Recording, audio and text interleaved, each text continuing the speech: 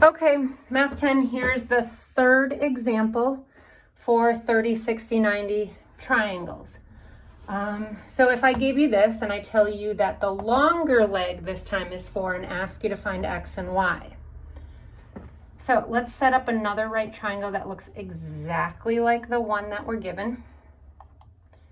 Here's 60 degrees, 30 degrees, and we now know across from 30 you're going to put 1.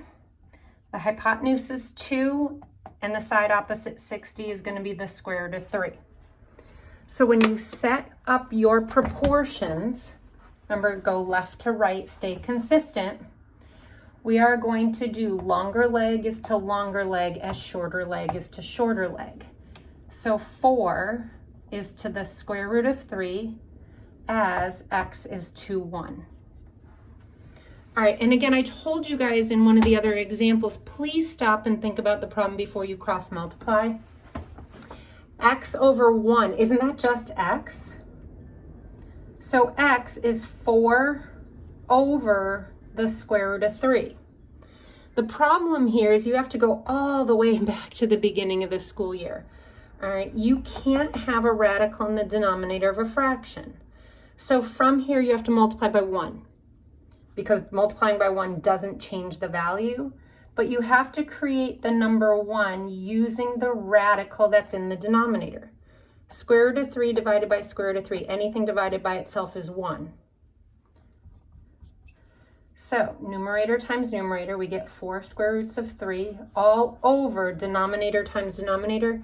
Square root of 3 times square root of 3 is the square root of 9.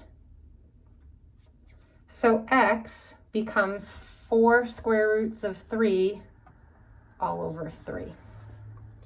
So your shorter leg is now 4 square roots of 3 over 3. Now you could easily figure out what the hypotenuse is because you know the hypotenuse is 2 times the shorter leg. So if you take the shorter leg, 4 root 3 over 3, and multiply by 2, you get 8 root 3 over 3. However, if you're not really sure, if you don't want to try to do that in your head, go back to your proportions. You can say longer leg is to longer leg as hypotenuse is to hypotenuse. So we can say 4 is to the square root of 3 as y is to 2. So 4 is to the square root of 3 as y is to 2, as y is to 2. And now we can cross multiply. 4 times 2 is 8. Bring down your equal sign. Square root of 3 times y is just y square roots of 3. So now you have to get y all by itself. So if you divide both sides by the square root of 3, these cancel. And you get y equals 8 over the square root of 3. But just like this problem right here, you can't divide by a radical.